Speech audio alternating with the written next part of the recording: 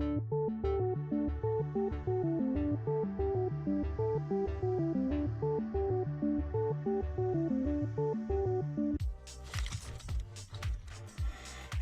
everybody and welcome to AreYouGaming News. This is a hopefully at least once a month kind of series that I will be doing where I will be discussing some of the news that has been going on in the gaming world. If there is other kinds of news that you guys would like to see, I would be glad to do anime news and other things like that, but for now we're just going to stick with gaming news. Eventually, I'm going to get a green screen so that behind me you won't just see my wall, you will actually see maybe graphics and stuff like that I will actually put up. But, without further ado, we're just going to jump right in to the stories at hand. First of all, there are a couple of delays in the video game world. The first one that I'm going to talk about is, of course, Mighty No. 9. Once again, has been delayed until spring of this year. Inafune said that it is because of the multiplayer aspect that they have included in the game because of a Kickstarter goal that they met.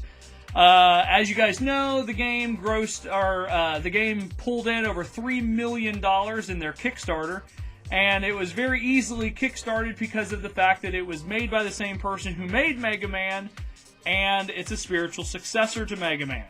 Now, this game was supposed to originally come out in April of 2015, then that turned into September of 2015, then first quarter of 2016, and now we're looking at spring 2016. There is no actual confirmed date, it's just spring, and that's what Inafune said was the most logical guess as to when the game would be coming out. So you can look for that game hopefully in the spring, unless it gets pushed back once again, and then maybe summer, fall, next year, who knows. But there is another delay out there as well, and that is Overkills The Walking Dead. Now, I know that I've been looking forward to this, and there have been a couple of other people that have been looking forward to this game, and I was hoping for an actual release for this game in 2016.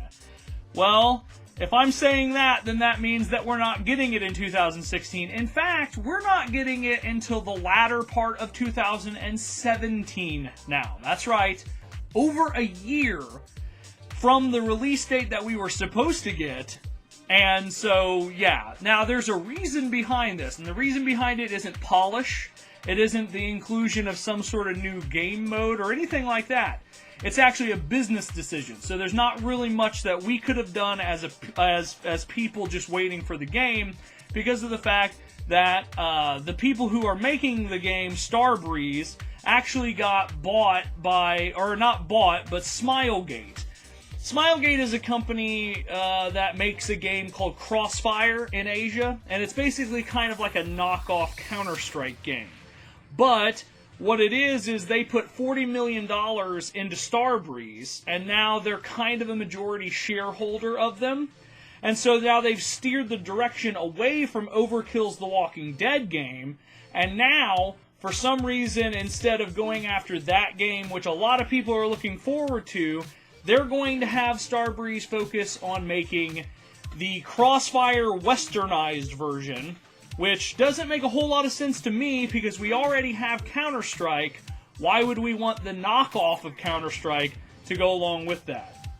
But, like I said, that's a business decision. Perhaps they think that there is a large community that would love that, and there's probably a large community that would actually love this game.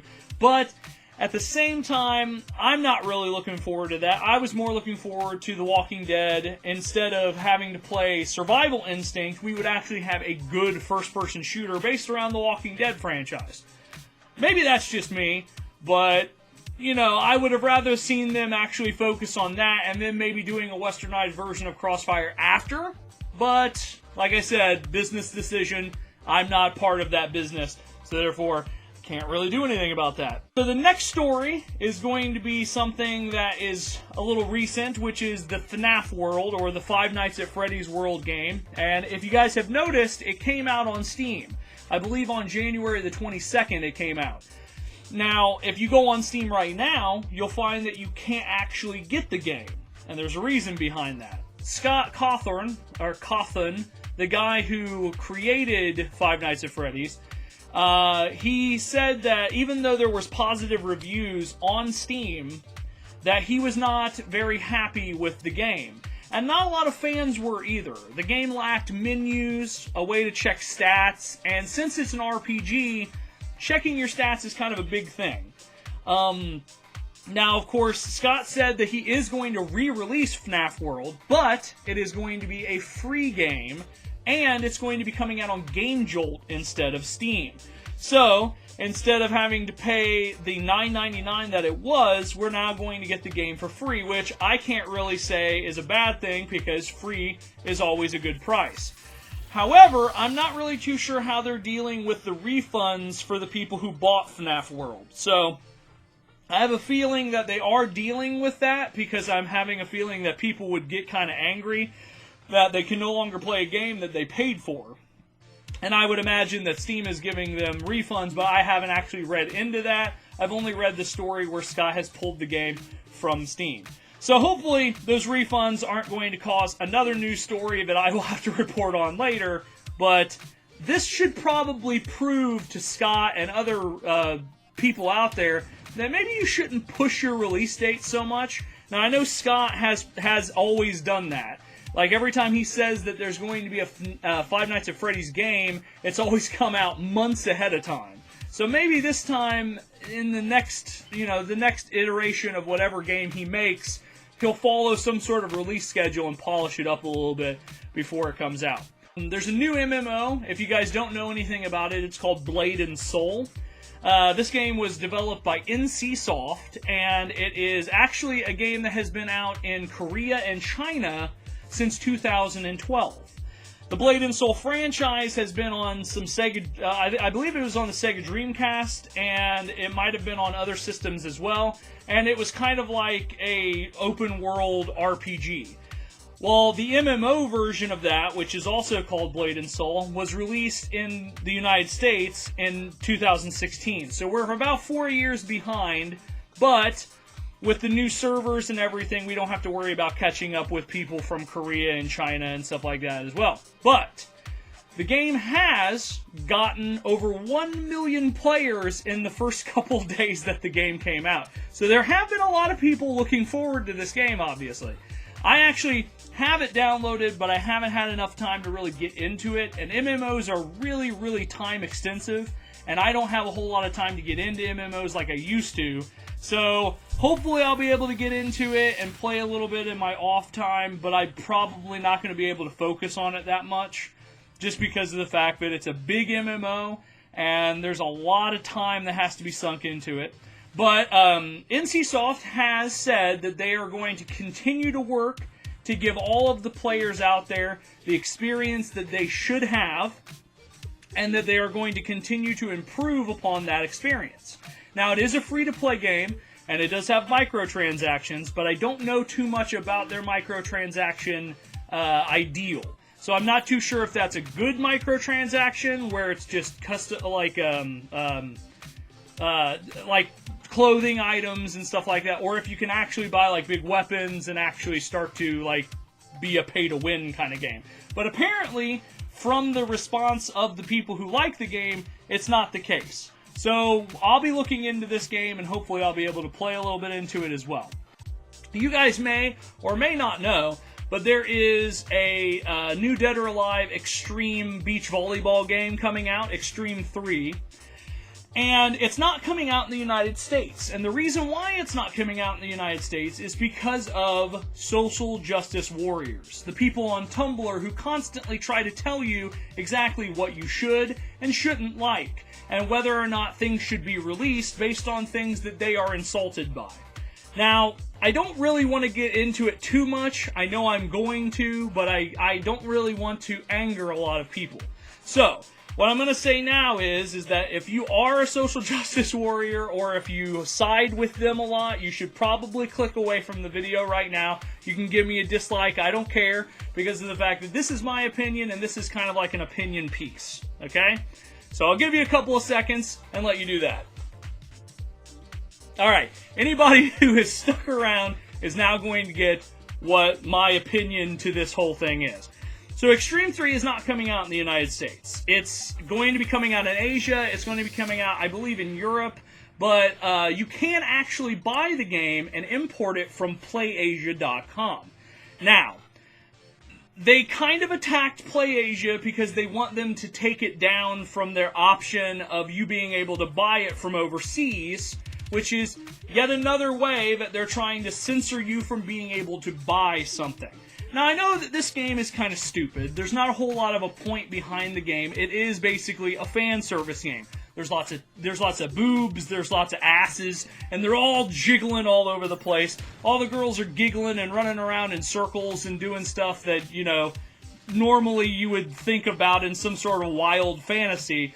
But at the same time, if you allow people like this to edit your games like that, then they're never going to stop. That's the issue that we have here, is that I'm always opposed to censorship when it comes to art, especially when it comes to art, and I count video games as an art form. Now, whether or not the game has any kind of actual good merit, whether or not it has a story, that's not really up to me to decide. It's up to the person who buys the game. And see, there's a lot of games out there that I don't like to play. I'm not really that big of a fan of the Dead or Alive series or the series that is the Extreme Beach Volleyball games. But there are a lot of people out there who do. And the fact that Koei Tecmo, the people who made the game, have catered to the SJWs by saying they will not release in the United States because of the fact that they know some people are going to get upset over it, shame on you, Koei. Shame on you, Koei Tecmo, because of the fact that you should not give in to these people. No company should give in to these kinds of people because they're basically just, you know, holding everything hostage based on what triggers them or what is making them emotional at the time. There's a lot of examples of this, and it always drives me insane that people cater to these people because they're the minority on the internet, they're the minority in public. These people scream the loudest, and even though they're the minority, they're heard the most because of that fact. Because of the fact that people shy away from it because they don't want to get attacked. I don't really care. That's the thing. I've never really cared about people attacking me because of my opinion, because that's their opinion. Their opinion is that we should remove games like this and you shouldn't be able to play them. My opinion is that it should be up to you, the person out there buying the game or playing the game, to play or buy. It's not up to me to decide for you whether or not you buy or sell games or play a game or any of that kind of stuff. It should be up to whatever you decide. And I just don't understand why Koei Tecmo would give in to these people. And I say that anybody who even has a remote liking of the Dead or Alive franchise or liked the other Extreme Beach Volleyball games, you need to go and get this game from PlayAsia or from wherever you can find it and play it. And I want this to be like a trending game on YouTube. That'd be hilarious if there were a whole bunch of people. Not only that, like, They say that it's like protecting women because it's degrading to women. Well, there's actually a couple of girls that I personally know who have played those games. They're not insulted by it. Daijiling is one of those people. She's actually played either the first or the second one, and she just kind of laughed at it. She actually bought the game. I didn't buy it. She bought it because she thought that it was just like a silly game, and it really is just a silly like bunch of mini games that you can play. But I just don't like it when people try to tell you what you can and can't buy. That's just not right. That's not the kind of society that we live in, and people need to start standing up to these social justice warriors, because if not, if they get their way in this case, then they're going to get their way in a lot of other cases as well. And if you think that your favorite franchises are safe from that, you're wrong. Because eventually they will find something that insults them in any franchise that they find. And if it's got a female character in it and they have boobs, then eventually you're going to have to deal with some sort of censored version, or you're not going to get the version of the game at all. And it just sickens me that people allow that to happen. But I digress. There's also a little bit more censorship dealing with Street Fighter V now, apparently.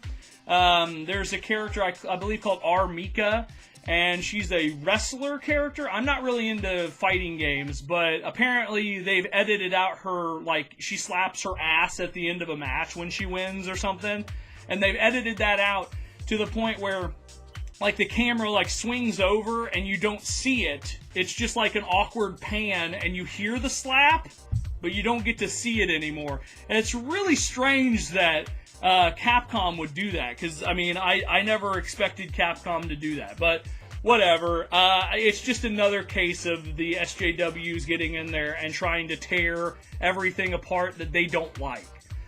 But anyway, I'm going to go ahead and stop there before I go into a huge rant that I've already gone into with Digeeling and a couple of other people.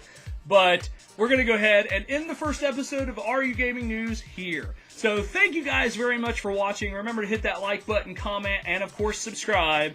And if you have a comment to any of the stories that I've talked about, or if you have a story that you would like to tell, definitely leave it in the comments below. If I've missed something big, then definitely leave it in the comments below, and I might do an amended video later, or I might do a vlog where I mention it or something like that.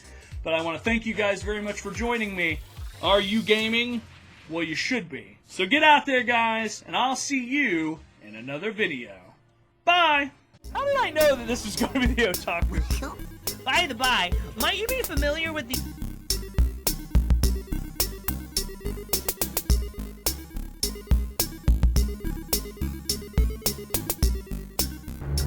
Look, I can attach the magnet to the end of this stick. Ah, look at me being smart.